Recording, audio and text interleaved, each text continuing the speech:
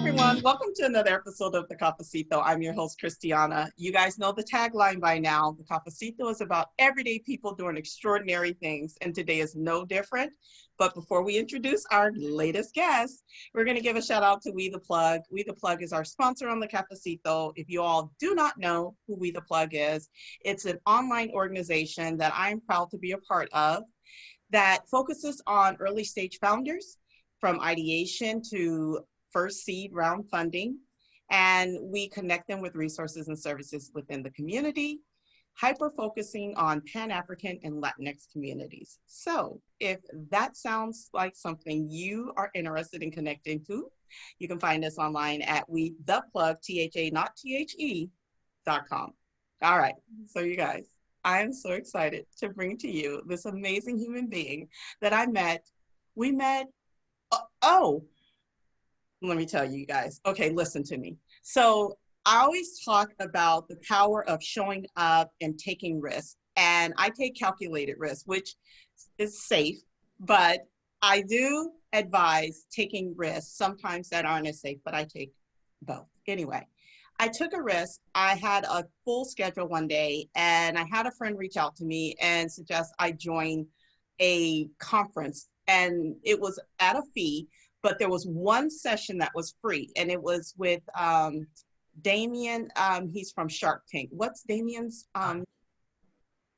Damon John. Damon John, yeah, poo-poo guy, Shark Tank guy.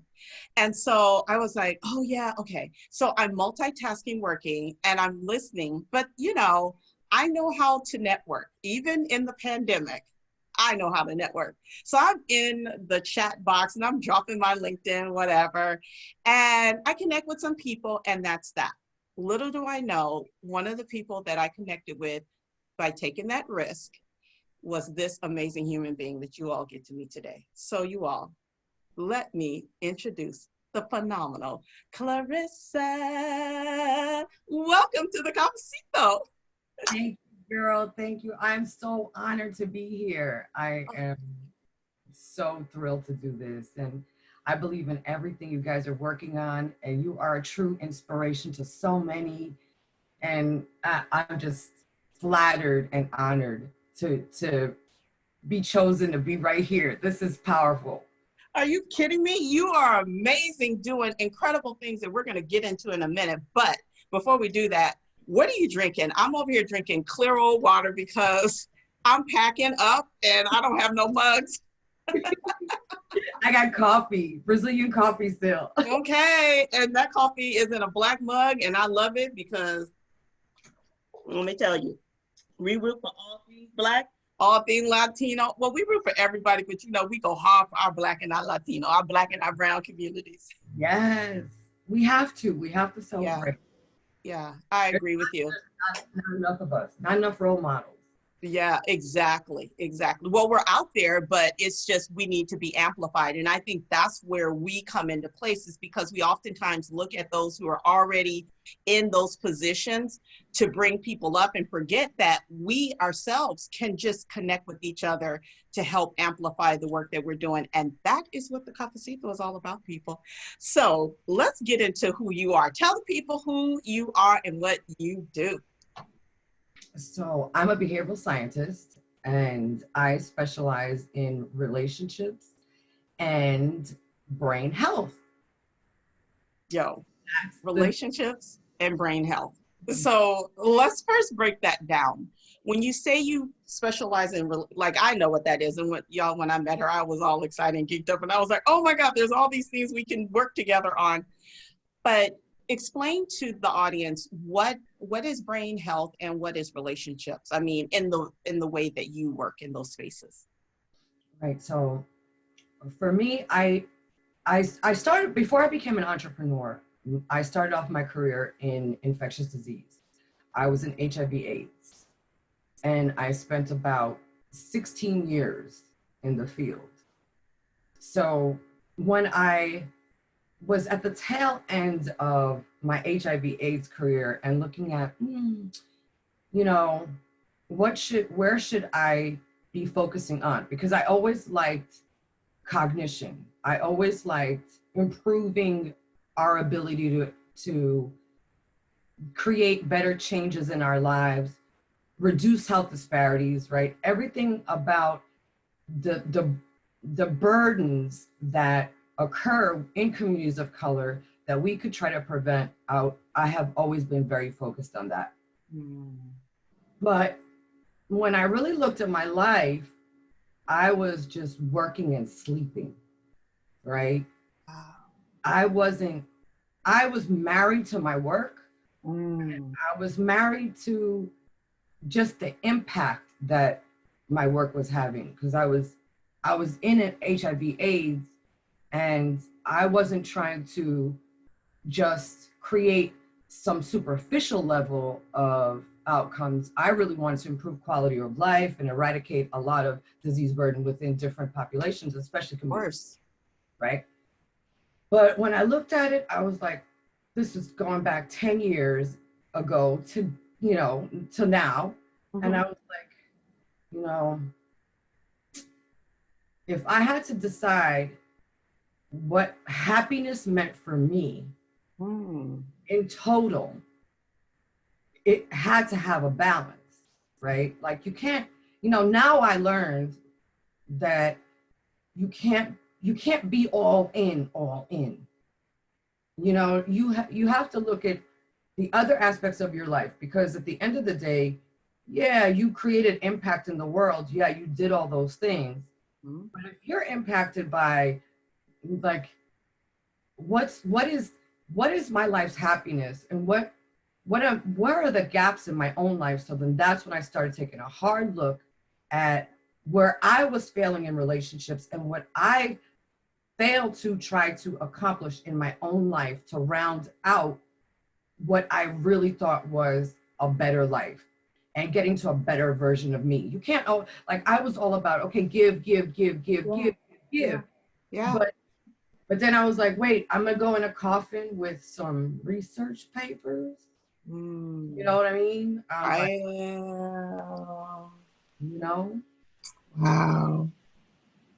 You know what's so interesting that you're speaking of is something that I think a lot of us don't think about, because when you're in that grind mode and you are focused on your career and building it, especially when you're new in your career space or whatever area you are pushing to meet that goal, you're just going 100%, you're going hard. And what I appreciate with you sharing that story is oftentimes we're not intentional about how long am I going to grind like this without taking a break, without hitting reset at times, without making sure that other parts of my life have balance to them, whatever balance means for everybody, because it's different for everybody. And so I don't like to just have like a sweeping definition of what balance is, because my life has balance in areas that other people may look at and go, that is not balance, but it's my balance. It's where I am. And so I appreciate that, because again, it causes pause for me to go, okay, when in my journey did I take a stop, a hard stop? Sometimes I was forced to stop. Sometimes it was like a collision and it was a crash, and then that forced me to stop. But what was it for you that you said that, you were looking at things in your life and you were like, am I going to go to the grave with just these research papers? Or so what was that caused you to go to ask you that question? Because I believe that's a level of self-awareness that causes you to do that. But what was the trigger for you to even get that thought? right. It's like you said, sometimes life gives you things and you get a hard stop. And Mhm. then sometimes life just gives you things and you just look at where you are and what you want to be, right? Like, when you're coming out of grad school, you have an idea of what you want, right? And then you go throughout your career with that idea in mind. And and you're going to get some disappointment along the way. You're going to get accolades along the way. You're going to get all those things, right? But you know, I realized what I was trying to build for everybody else, I wasn't building for myself. Hmm. You know what I'm saying? I was working with HIV/AIDS patients, and I wanted nothing more than the better outcomes for them, better quality of life, their true happiness, right? Right. But girl, it wasn't in mine, right? I was working 80-hour weeks, 100-hour weeks. Like I lived to sleep. That's what I was doing, right? Okay, my, you know, like I didn't have a true balance. And when I looked at it and thought, you know something, it can't be that I'm creating for others and then I neglect myself. Yeah. And I took an examination of my own relationships and I was like, this is just pure trash. This is just Yeah. pure trash. Like, there is no way that I'm not gonna have to now just 180 this whole thing around, because I mean, come on. Like I think I was happy with like little crumbs, right? And I think that that's something that happens throughout many parts of our lives, right? Like even as an entrepreneur, you know, when you're seeking funding, or when you're out, you know, like you sometimes we're just happy for crumbs because we don't have that true definition for ourselves, right? And and so when I started looking at the decisions I made around relationships, the stuff I tolerated, and the kinds of things I would allow in my life, I was like, if I were me, looking at me from the outside, I'd be like, what? What? Yeah. You're gonna want, if you stay in this type of pattern, you're gonna wind up in a coffin. Yeah. And you know what I mean? Like, it's one thing to believe in something in a person because you want to believe that it could be better, Mm-hmm. but then the reality of maybe you're just lying to yourself. Yeah. And that's what I was always doing. Wow. So you were able to, which I think is what we see a lot of when someone is building a business or um, some type of programming or service to help others, is they extract from their own experience to a certain degree, mixed with research or whatever. And it sounds like that's what you did as well. For you, you recognize that your life was not what you had wanted it to be, based on looking at what, comparing it, I guess, to what it was, and you're like, no, this is not what I have in mind. And then you set out to do the work to change that. And it sounds like that required you looking at yourself to say, what is my worth? I know we talk a lot about value, but I always go back to worth, because I believe that worth is connected to a higher calling, a higher being outside of ourselves. And our values are connected to the self, to our belief system. And so when I think about my self-worth is connected to this infinite power and energy and being that I was created on purpose. So then when I think in that mindset, it causes me to ask myself, am I aligned with that? And then I start to shift and change behaviors. And so when you're talking, that's what I'm extracting from that. And I'm getting chills right now because I'm thinking to myself, this is part of that blueprint. When we're thinking about, well, how do I change myself? How do I break these bondages that are keeping me weighted down without blame, right? Because oftentimes we want to blame other people. This person was trash. This person never treated me right. And we're doing our best, even those that are hurting, walking around hurting other people. Until they know better, they cannot do better. And sometimes we have to find our own worth, connect to our worth in order to put ourselves in a position to detach and break those bonds to level to the place that we need to be so that we can operate at another level of excellence. And that's what I'm kind of extracting from you. Am I on the right track Right. with that thought process? Yeah, so it's funny when I started my whole journey into entrepreneurship, Mm-hmm. I started using myself as the first subject in everything I did. So everything that I was creating was based on what my past blueprints were, So algorithm. you were the case study. I was the case study, right? And then I was like, I just took, based on what I understood, I used the framework of, yes, if I was designing an algorithm to guide what I'm doing right now, because I am not the only one that makes poor decisions in relationships, right?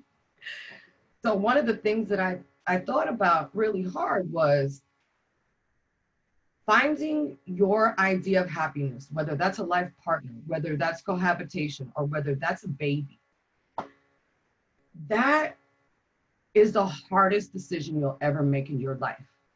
What is that end partner going to look like? That's the hardest decision. It takes decades for us to get right. Yeah. You know what I mean? So when I started looking at it from, now I have 3 decades in and zero output, right? So then I started documenting my experiences while I was dating in New York City on a blog called you'rejustadumbass.com. Wait, you created a blog titled that. Wait, can we still find this online, y'all? Yes, that's never going to go away. No. Wait, so what is the title again? You'rejustadumbass.com. Okay, you're going to put that in the link below so we can find that and check out her earlier work, her uncensored work. That is so incredible. Okay, continue. Right. So I was documenting, some of the more suboptimal dating experiences that I was having online and in real life. And really what I was doing was chronicling for the world my failure. Your lessons. Your lessons of dating. Highs and lows. Right. I love it. And so I just turned the lens into comedy hour to me, right? Yeah. Yeah. Right? I'm just like, if you can't laugh at the things that happen, then you're always going to be on this down cycle of hopelessness, of low self-esteem, or right. So I decided, okay, I started just documenting what I was testing out all the time, right? Because the other part that I thought before going into really developing out the blog and developing out the full algorithm was like, okay, but define what happiness would look like, right? No, I mean, really define it. Don't say, they should be X, Y, Z and like, think about what you want to build in your life and what's that complement, right? Yeah. So one of the things that I learned throughout the past 10 years and through the algorithm was that I wasn't entirely wrong about my approach, right? Because I think some of the biggest reasons that sometimes we don't recognize things is because we don't know what we want versus what we need, right? I mean, the things that you think you want, not what you need, you know what I mean? But you don't know that until you start testing out. So my big thing is treat dating like it's data, right? Treat dating like it's an experiment. The people you meet, the people you encounter, test what you feel you want to get to what you need, right? If you say it's this like list of 100 things, date that. Date that for twice or 3 times. Tell me, then come back and tell me that's in fact what I need, right? But the only way we're going to do that is if we look at the real side of what's your definition of happiness? Who's going to help you build? Who's going to be that person to make you a better version of yourself in the long term, right? There's always short-term happiness you can build with people, right? Yeah. Right? And then the problem too with relationships is the desire for happiness definitely makes you think that some things can look happy and some things can be ideal. And, it's only after you break up that you realize, okay, that wasn't so ideal. So, I mean, what you're saying is really interesting because I think, especially right now, right, we're in the middle of COVID, so everyone's trying to figure out their whole, well, not everyone, but there are groups of people who are trying to figure out their dating life and like how to proceed. And some people are like, what's COVID? And still dating the same way. Like, what do you mean COVID? Well, anyways, I'm still dating my regular way. But before I get into that thought process, I want to come back to the way you operate as a relationship and behavioral scientist is in that whole kind of dating aspect of understanding who you are, what you're looking for, why you're looking for it, and then separating want versus need and identifying clearly what each category looks like so that you could then test that out by dating to see if that really is what you're interested in, or go back to the drawing board and reevaluate to see what it is that you're looking for. Am I tracking? Yes, that's exactly. Right? Yep. So then, I mean, you think about like all these dating apps that are out there and we all date how we date. We either know someone and we're introduced to them and we're like, okay, yeah, so like, how does that play into all of that? Like, I get introduced to people all the time and I'm like, oh yeah, and we hit it up and we have this energy and synergy. And I have my own algorithm for how to test that out. But I'm curious on, when you're going into that whole, hey, how are you introduction, you're meeting them for the first time, you're in the same network, like you're all kind of friends. How do you go about testing that out with people that you may be introduced to that is connected to other people that without, like coming off like a weirdo? like, oh my gosh, are you treating me like I'm an experiment or something? Like how do you do this? Right. So, what I did, the way that I blend my interest in cognition and relationships is the tool that I created. It's a decision-making tool. So it guide the evaluation of the person, and it really helps test some of what you think you want. I mean, you're not going to be going in front of the person like, okay, so do you want 2.2 kids? You want that? That's what I'm thinking. I'm like, is that what you say? Like, I want this. I'm ready for it. I'm like, if a guy came up to me and was like, here's my list. I mean, actually, I had that before, but it was fine. But anyway, sorry, continue. Yeah, I mean, however you think, it is the ideal person, whether you have a tool in front of you or not, you're still evaluating them, right? Because you're trying to figure out, are they worth a date? Are they worth exploring, right? But I found that those questions are much more complicated in reality, right? So this ties back to the cognitive side, right? There's a whole brain chemistry process that's happening while you're experiencing the emotion, right? Like the emotion and brain chemistry so tied together. And sometimes some of those things are not giving you the right combination, right? Because so I'll give you an example. So this is like a typical thing I get. Like, okay, people will say, oh man, I am so tired of people and their drama, the drama-based people. I just don't want to deal with them anymore, right? But drama is attracted to a certain part of our brain, right? So each time they're like, oh yeah, okay. So then when you have the person saying, I really don't want this, I really don't want that. But then when you put them in settings to test out what they want versus what they need, guess what they pick out? The very thing that they said they don't want.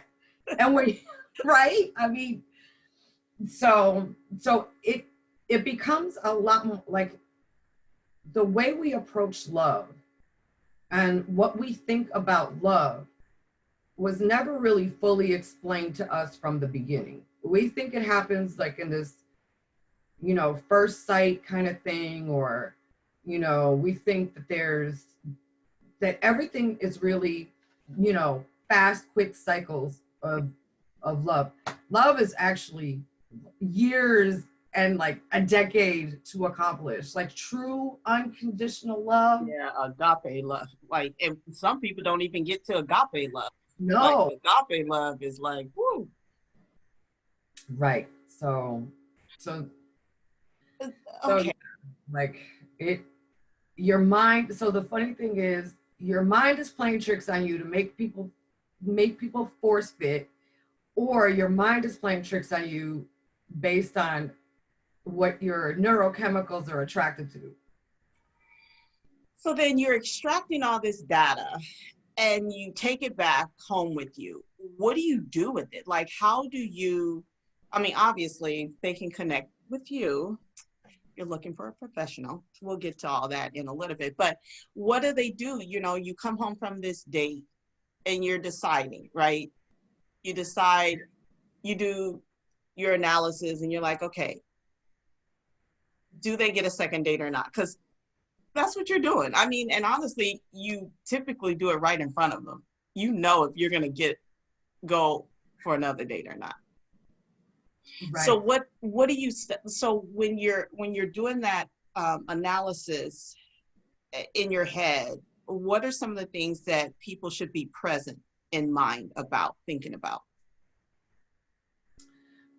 The best thing to do is to always have the comparison of what you did, like what you wanted versus what your actual need turns out to be, can sometimes be the opposite of what you first went in for, right? Okay. So one of the things that we have to always try to also remember is, here's the other thing that I found that I thought was something that was pretty groundbreaking. Mm-hmm. So past relationship failures and past trauma creates definitions of the self that keep evolving based on more trauma. Mm-hmm. I see what you're saying. Because whatever I've experienced in the past, it's just adding on the existing trauma that's there, and it's kind of growing and breeding. And I don't even realize that my decisions are being based off of that quantitative data that I've collected. Right. Your brain repressed the real trauma, mm-hmm. right? Mm-hmm. So even though you'll know, like, I am a domestic violence survivor. Mm. And I can recognize the triggers of, I am now in a situation that is suboptimal for me, and my heart is racing, I have anxiety, I need to escape. So that's how your brain also does it for you. It definitely makes you recognize things that look like that past experience. You know when you feel like it's excessive control, you know when it's microaggression, you know when it's, you know, all these features that go in, so you know what to avoid. But sometimes what we've done is present this portrait of, okay, I recognize that kind of hurt, right? And I'm giving you the most extreme is domestic violence, right? That's the most extreme. But all right, I recognize what that is. I will never accept that, right? I won't, I will not be dating that. I don't want this as a pattern, right? So I will actively avoid dating somebody that had the outrageous characteristics that were a part of that type of person. Even though you've repressed that, it turned like your self-esteem is still being built on, I don't want to get hurt. I don't want to get hurt. And I'm not saying domestic violence right now. I'm saying in general, what we don't want to do is get hurt in relationships, period. But hurt happens, and we just start building a new definition of our partner based on previous hurt. Stop. Pause. I just had a mic drop situation with you. And here's where I've had it with you. So someone's had something traumatic happen to them. The person sitting across from them is not that person. Let's use domestic violence. You've experienced domestic violence. The person across from you is not that person, does not have that intent at all. But they say something that's triggering the what would you call it? Triggering the fuse connected to that past experience of domestic violence that said, I need to feel safe. And if I don't feel safe, then it means this. So now you define I don't feel safe to this bigger trauma, even though the person in front of you is not anywhere close, but something that it goes there. So you're going to react from that and make decisions based on that, even though, listen, that again, is something extreme, but I can think of situations even in my dating life where someone has said something to me and it was in the moment, I was like, are you kidding? Like, whoa, fine line, boundary, you crossed it, check them. And they didn't know where it was coming from. And I was like, this is just, what I require. And okay, great. But I just thought it was just something called respect. You just respect me. When I went back and did the self-work, I realized it was connected, and I'm not even realizing it until you're bringing it right now. It was connected to something that had to do with a situation from my childhood, and that's where I went. In that moment, I went straight to that experience and remembered how it made me feel and how I promised myself I would never let no one make me feel like that way again.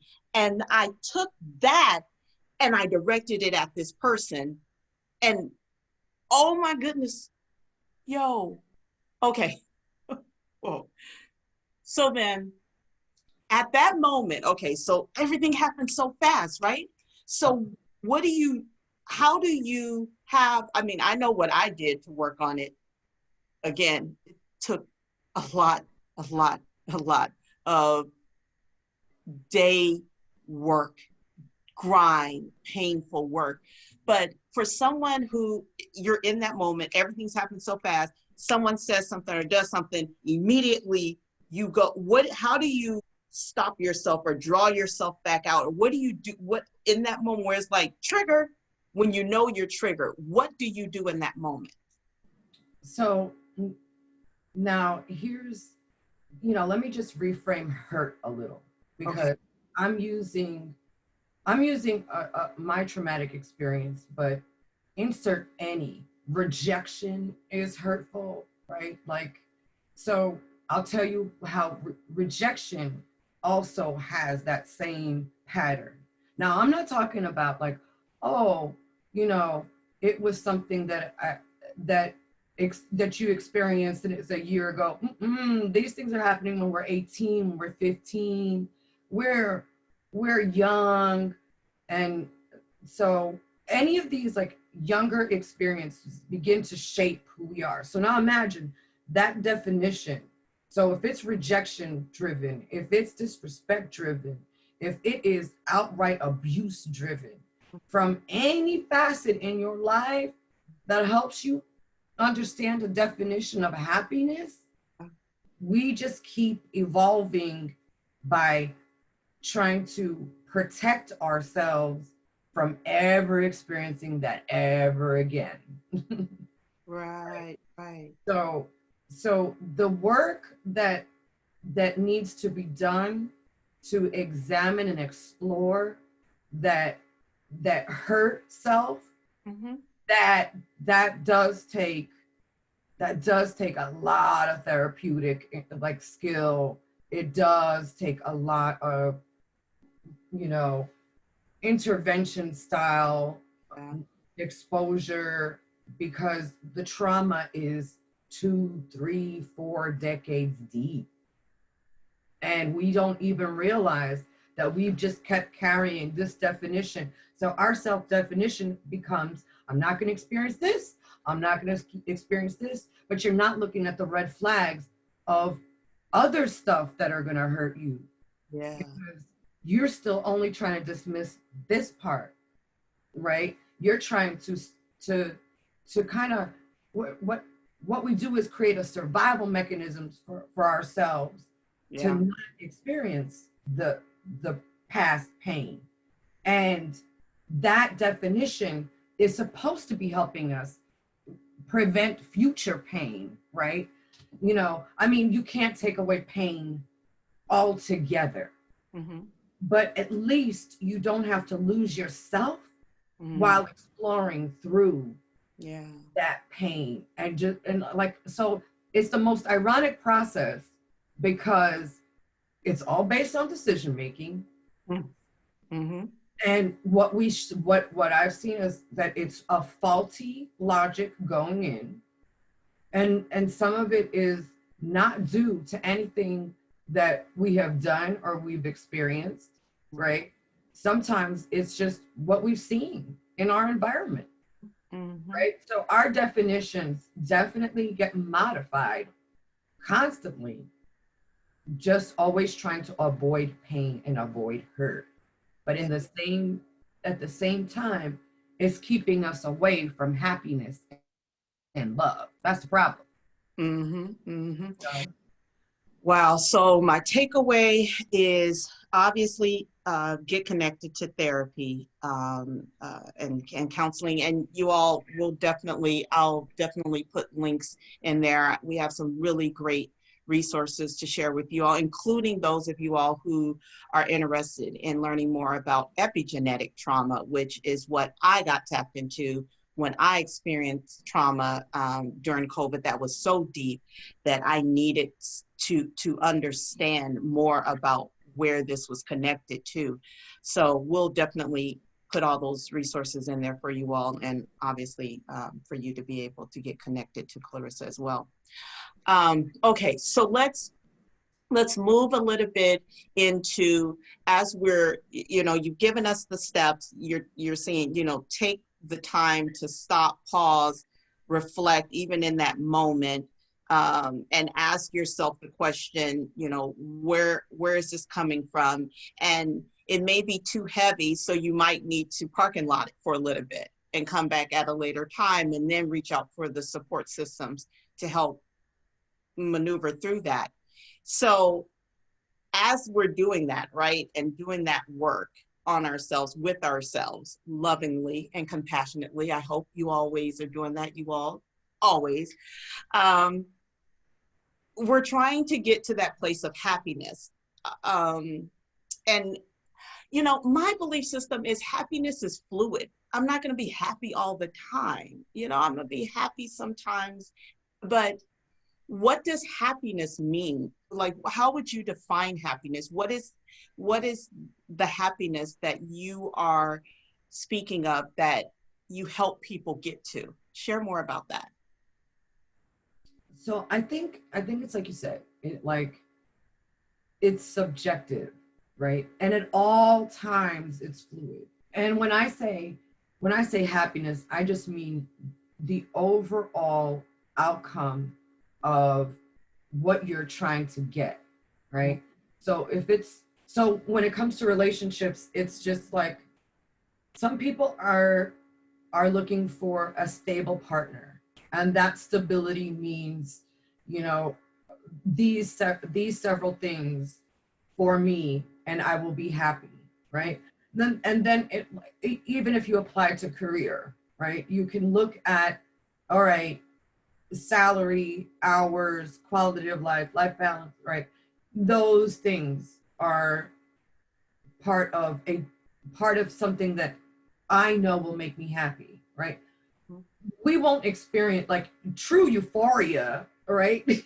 True euphoria is like those moments in life are so infrequent. Like true euphoria, you know what I mean? Like those moments, but even though they're less frequent than happiness, you could have happiness like every 30 minutes if you'd like, right? But Whatever your happiness is, yeah. Right. So, but true euphoria, those moments are less frequent, but you retain that moment longer. You will remember what that feels like. And it's that feeling that you will find with a partner, or you know what I mean? Like it's that moment, and it will be effortless. Let me just tell you that. It will just be effortless. It could be something simple like you're just in a room with them, and you're just like, this is the feeling of tranquility. Yeah. I'm safe. This is a person that's gonna celebrate with me, cry with me, tell me when I'm losing it. tell me the parts that I don't want to hear, right? Yeah. And you're like, but you'll recognize that sense from anything you've ever accomplished, that you're like, because at the end, finding your partner, that's an accomplishment, because you just now figured out after all those test runs in your life that you're like, but okay, right? we just don't look at it in the same way, like, okay, and maybe we should, right? I worked all this way up to get this promotion right here, right? I got this degree from this place, and when I walked on that stage to get that paper in my hand, man, like that was my moment. That was my moment. Yeah. No, and I think that it's probably the reason why we don't see it that way is because we attach so much emotion to it. Our emotions are mixed in much more in depth than in our work or schooling. But I agree with you in that seeing all of these other experiences as building blocks and learning lessons to get to where we want to be in life. And I appreciate what you're saying, because I know for me, I seek peace. That's what I look for in life, is peace. And that peace is not where it is not where there's not trouble in my life and challenges in my life, but it's that peace that I seek in life, where in spite of all that I'm challenged with and the pain I may be experiencing, the trauma I may be going through, is that again, I'm equipped to go to this space that I can healed. And that includes, for me, because I come from this very spiritual space, that comes with meditation and praying, as well as going to counseling and therapy as directed to. And I just believe in it. I think that it has been the essence to why I've been able to stay in my ever loving right mind. And all that you've shared today, I think, is so valuable in those of us. Now, she's married, y'all, so this is someone who's been through the dating thing and came through on the other side and is married now, but is not, in that. She's very clear minded in how that all happened, how that process works, and can really be helpful to those of you all who are listening, who are in that kind of muddle of, what do I do? So speaking of that, what is the call to action to those that may be listening and are single or in just relationships with their partners and are just trying to figure out what to do, what is going on, it's this push-pull type of thing and they don't feel good. What is a call to action for those that may be listening? So on my blog, ClarissaSilva.com, I have a bunch of articles on the different things that I think kind of prevent us from finding happiness, right? So, and sometimes I have a very unconventional approach, and you'll always find a lot of articles on exactly what you're looking for. So if it's about a breakup, if it's about online dating fatigue, if it's about,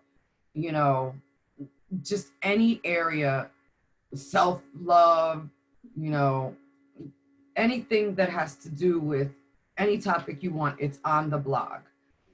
And on the blog, there's also, within the articles, there's also assessments you could take that help guide you through, like I have breakup guides, right? And these are the questions to get you back into who you were, right? And then I have self-awareness scales in there so you can test what, sometimes we don't recognize when someone is triggering us and making us feel like it's either you want to explore it because you can't quite figure it out, or you don't recognize red flags, but there's endless articles on red flags. So that, yeah. And then, I do have the 6-week program that's a structured intervention that's based on the algorithm that I created is exactly how I met my husband. Once I was done testing my algorithm, that final week, that's when my husband appeared. Wow. Right. So I created that tool. However, during COVID, I just thought it was unethical to try to deliver the structured intervention completely. So I'm in the process of remodeling some of the program, and because I'm scaling it to COVID, like I explained before. Yeah. I was in infectious disease for 16 years.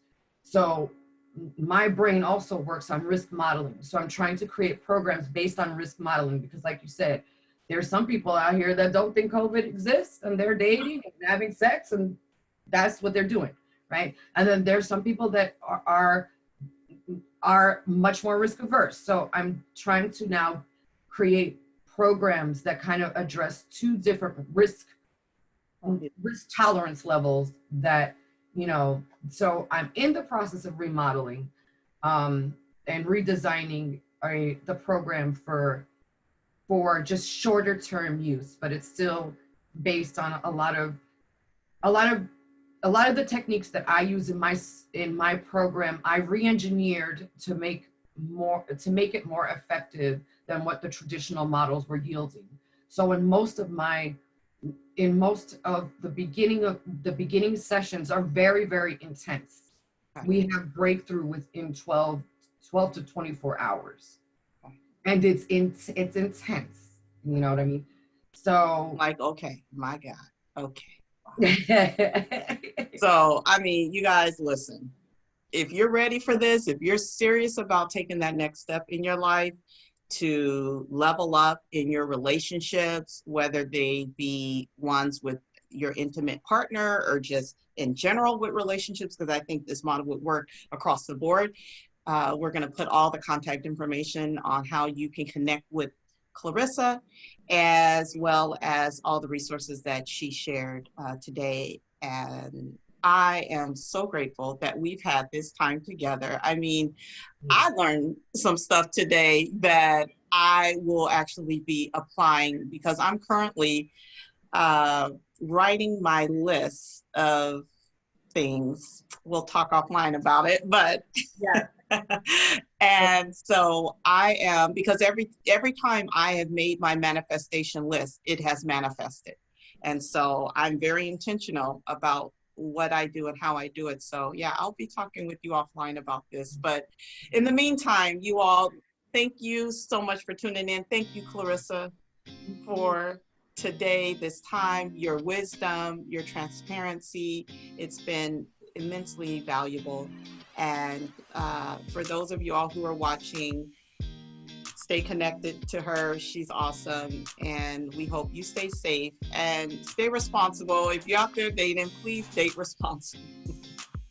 Yeah, we beg of you. Because we're in quarantine right now. We want to come out. We're on lockdown right now in California. I don't know about where you are, but in California, we're on lockdown. And we're ready to come out. Listen, I know. That's the other burden that we're dealing with. All right. Well, thank you all for tuning in to another episode of the Cafecito. We look forward to seeing you next time. Have a great rest of your day. Bye-bye.